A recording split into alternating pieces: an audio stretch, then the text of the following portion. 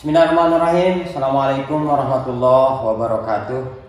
Berjumpa kembali bersama saya Misbah Andi, SPD, calon guru penggerak angkatan 10 Kabupaten Lombok Timur yang berasal dari SMP Negeri 2 Montong Gading.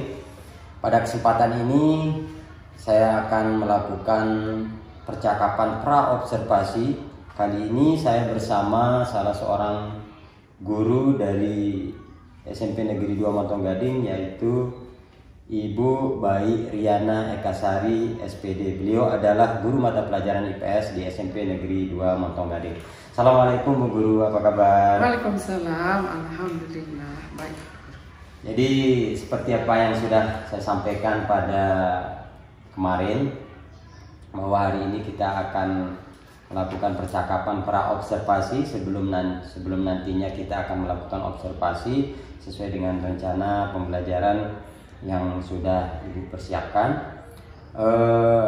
Jadi dalam kesempatan ini ada beberapa pertanyaan yang akan saya utarakan sebelum kita melakukan observasi, dan akan menyepakati format observasi yang akan digunakan selama pelaksanaan observasi nantinya.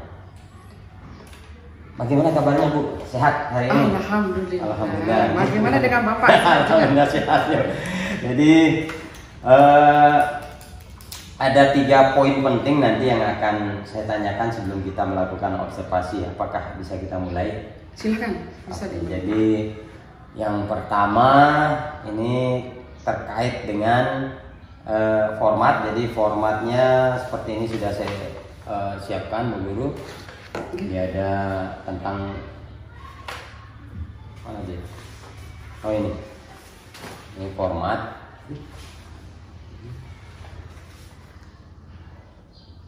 Formatnya ya, nanti kita tanda tangani bersama.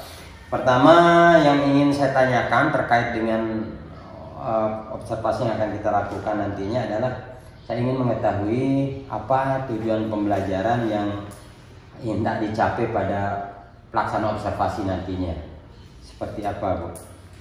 Jadi pada saat observasi nanti tujuan pembelajaran yang diharapkan adalah siswa atau peserta didik mampu menjelaskan letak astronomis Indonesia, kemudian letak geografis Indonesia, serta unsur-unsur atau komponen yang terdapat dalam peta. Itu saja tujuan. Ya, jadi seperti yang disampaikan tadi, ada yang saya tangkap kata kuncinya itu letak astronomis dan geografis serta komponen yang ada pada peta. Baiklah Ibu, jadi untuk tujuan pembelajaran sudah saya dapat konfirmasi. Kemudian selanjutnya terkait dengan area pengembangan yang hendak dicapai. Jadi Ibu itu ingin saya mengamati dalam mengembangkan kompetensi apa yang nanti akan dikembangkan selama proses observasi itu. Area pengembangan. Area pengembangannya di sini adalah aktivitas interaktif, saya memilihnya, yaitu upaya pembelajaran yang memfasilitasi kolaborasi dan komunikasi antara peserta didik dengan peningkatan efektivitas pembelajaran. Oke, jadi ini terkait dengan aktivitas peserta didik selama kegiatan pembelajaran, ya, kaitannya dengan bagaimana kolaborasi dan komunikasi antar peserta didik di dalam proses pembelajaran, kolaborasi dan komunikasi peserta didik. Selanjutnya, secara lebih rinci lagi, bagian mana yang nantinya Ibu itu inginkan untuk saya amati secara lebih rinci lagi, indikatornya yang mana begitu. Yang pertama itu bagaimana guru itu memotivasi peserta didik sehingga semua peserta didik itu bisa berperan dalam proses pembelajaran. Itu yang pertama. Kemudian yang kedua, bagaimana peran guru dalam membagi kelompok sehingga dalam kelompok tersebut nanti tidak rata, ada yang ada kelompok yang anggota kelompok yang bisa nanti membimbing temannya yang agak kurang begitu. Kemudian yang ketiga adalah bagaimana guru memberi dukungan atau kesempatan kepada peserta didik supaya tidak ada yang pasif, tapi semua berperan aktif dalam kelompok.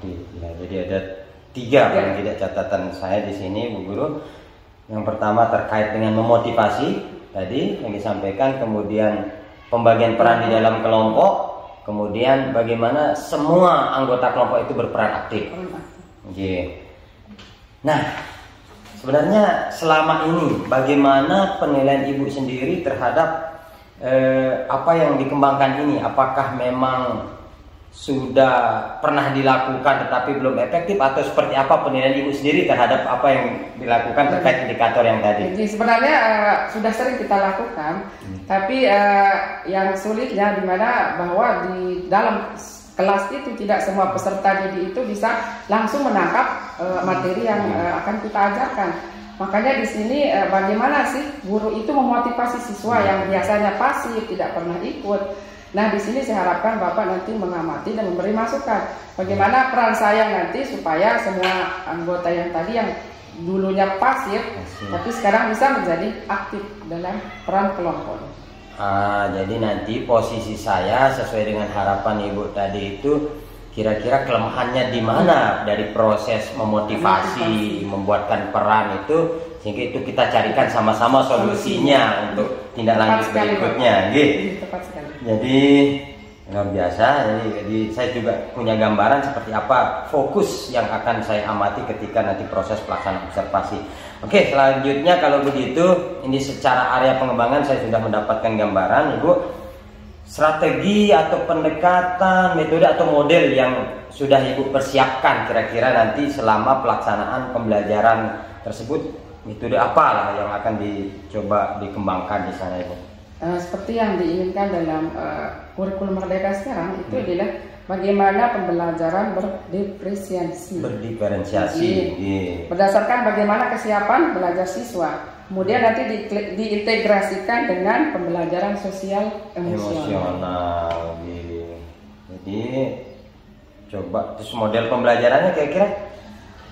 Modelnya nanti adalah PBL. Project Based Learning. Oke, jadi nanti model metode pembelajaran Project Based Learning, kemudian pembelajaran berdiferensiasi sesuai dengan kesiapan belajar murid, dikaitkan lagi dengan pembelajaran sosial emosional.